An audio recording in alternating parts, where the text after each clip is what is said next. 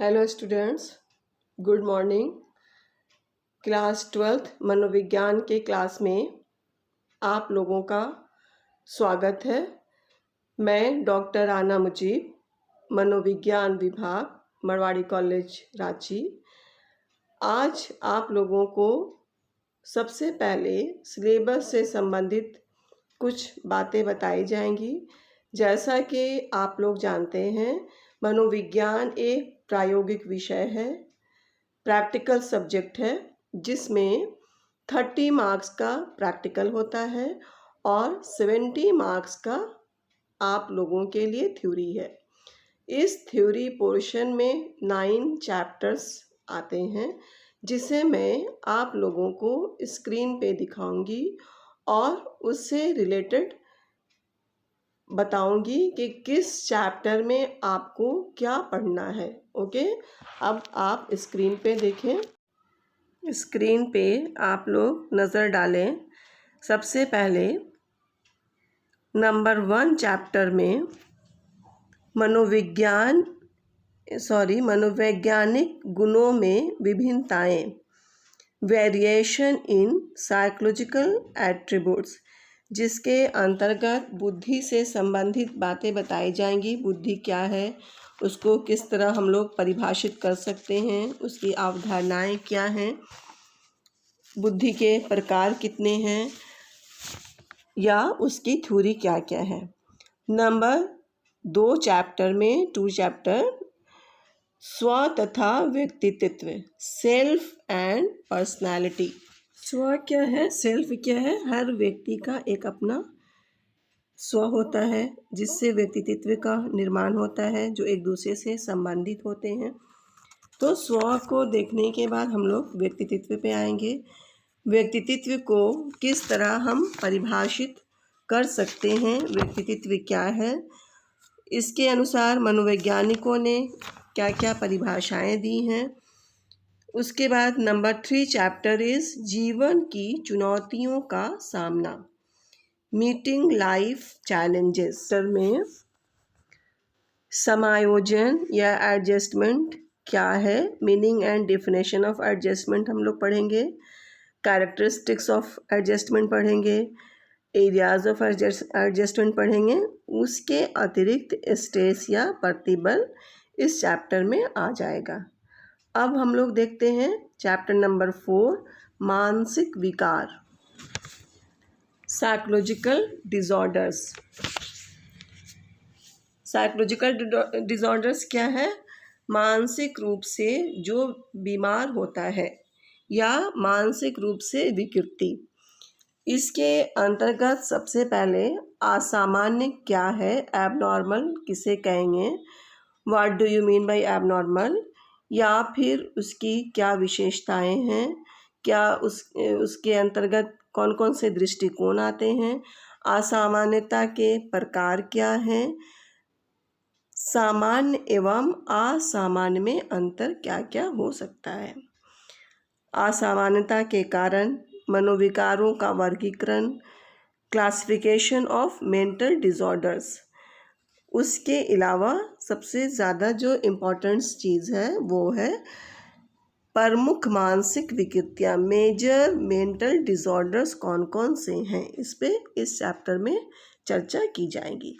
अब number 5 chapter, मनोचिकित्सा या मनश्चिकित्सा भी कहा जाता है, साइकोथेरेपी। साइकोथेरेपी का अर्थ क्या है? मानसिक रोग का उपचार करना।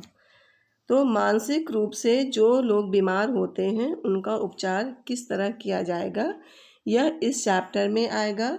मनोचिकित्सा की परिभाषा क्या है, उसके उद्देश्य क्या हैं, किस तरह किस प्रकार से हम लोग उसकी प्रविधियों को प्रयोग में लाते हैं, यानी टेक्निक्स और मेथड्स ऑफ साइकोथेरेपी। इन सारी चीज़ों पे चर्चा इस चैप्टर में किया जाएगा। चैप्टर नंबर 6, अभिवृत्ति तथा सामाजिक संज्ञान, एटीट्यूड एंड सोशल कॉग्निशन। इस चैप्टर में एटीट्यूड क्या है, मीनिंग ऑफ एटीट्यूड, मनोवृत्ति का अर्थ, definitions of attitude, characteristics of attitude, formation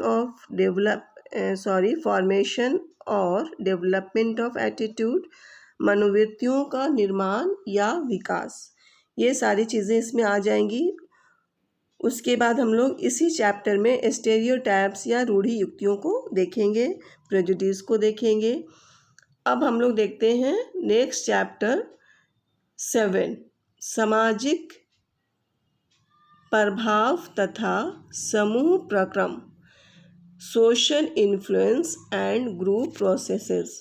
इस चैप्टर में समूह के स्वरूप, nature of group, definitions, factors influencing group formation, समूह निर्माण में सहायक कारक, उसकी विशेषताएं, स्ट्रक्चर, समूह की बनावट, फंक्शंस ऑफ ग्रुप, ये सारी चीज़ें हम लोग इस चैप्टर में देखेंगे। Social interactions. नेक्स्ट चैप्टर अब क्या है? चैप्टर नंबर इज 8, मनोविज्ञान एवं जीवन, साइकोलॉजी एंड लाइफ। इसमें इन्वायरमेंटल साइकोलॉजी, पर्यावरण मनोविज्ञान, जैसे शोरगुल, ताप, प्रदूषण का व्यवहार पर प्रभाव, effects of noise, temperature and pollution on behaviour, भीड़, क्राउडिंग क्या है, उसका डेंसिटी क्या है, प्राकृतिक एवं मानव निर्मित आपदाएं कौन कौन सी हैं, natural and man made disasters, ये सारी चीज़ें जिनका प्रभाव मनोवैज्ञानिक रूप से एक व्यक्ति पे पड़ता है, इस चैप्टर में देखा जाएगा। सामाजिक समस्याएं क्या हैं, निर्धनता, पॉवर्टी, उसका क्या अर्थ है, या फिर सोशल प्रॉब्लम्स के अंतर्गत पीस आ जाएगा, एग्रेसिवनेस एंड वायलेंस आ जाता है, आक्रामकता एवं हिंसा, हेल्थ आ जाता है। तो इन सारे विषय पे जो चर्चा की जाएगी वह हमारे चैप्टर मनोविज्ञान एवं जीवन में आ जाएगा। लास्ट चैप्टर इज प्रभावी मनोवैज्ञानिक बनने के लिए आवश्यक कौशल, skills needed for an effective psychologist. प्रभावी मनोवैज्ञानिक यानी क्या है कि एक मनोवैज्ञानिक अपना प्रभाव किस तरह डालता है, इसमें कौन कौन से ऐसे स्किल्स होने चाहिए, जिसमें कम्युनिकेशन स्किल्स है, डेवलपिंग एज अ साइकोलॉजिस्ट, उसकी क्षमता क्या है, वैज्ञानिक मानसिकता किस तरह की होनी चाहिए, निरीक्षण की योग्यता किस तरह होगी, गुड ऑब्जर्व्ड, और संचार कौशल में क्या क्या आ जाएगा, कम्युनिकेशन स्किल्स में बोलना, इफ़ेक्टिव स्पीकिंग, बोलने का तरीका कितना इफ़ेक्ट डालता है, effective listening, role of language in communication, संचार के भाषा की भूमिका, अशाब्दिक संचार, नॉन वर्बल कम्युनिकेशन। फिर काउंसलिंग स्किल, परामर्श कौशल, डेफिनेशन ऑफ काउंसलिंग स्किल्स, परामर्श कौशल की परिभाषा, परामर्श प्रक्रिया, प्रोसेस ऑफ काउंसलिंग, परामर्श और साक्षात्कार में अंतर, differences between counselling and interview, परामर्श और निर्देशन में अंतर, differences between counselling and direction. इसके अंतर्गत ही टेस्टिंग स्किल आता है, परीक्षण का कौशल किस तरह होना चाहिए, इंटरव्यू स्किल, साक्षात्कार कौशल, परीक्षण कौशल, ऑब्जर्वेशनल स्किल्स, इम्पॉर्टेंट फैक्ट्स उसमें आ जाएंगे, परीक्षण के उपागम आ जाएंगे, अप्रोचेज ऑफ ऑब्जर्वेशन। फिर लास्ट में इसके अंतर्गत ही आएगा एम्पैथी एंड सेल्फ डिसिप्लिन, समानुभूति और आत्म अनुशासन। एम्पैथी क्या है, समानुभूति क्या है, उसकी विशेषताएं क्या हो सकती हैं, कैरेक्टरिस्टिक्स ऑफ एम्पैथी, या फिर सेल्फ डिसिप्लिन क्या है। क्योंकि मनोवैज्ञानिक में अनुशासन का होना बहुत ज़रूरी है। दैनिक जीवन में भी जब कोई दो व्यक्ति आपस में बात करते हैं तो उनके चेहरे के हाव भाव, आवाज़ आदि से उनके डिसिप्लिन, उनके अनुशासन का अंदाज़ा एक व्यक्ति को हो जाता है। जिसका प्रभाव उसके वार्तालाप पर भी पड़ता है। ओके, तो इस तरह आज के क्लास में हम लोगों ने सिलेबस पे चर्चा किया है।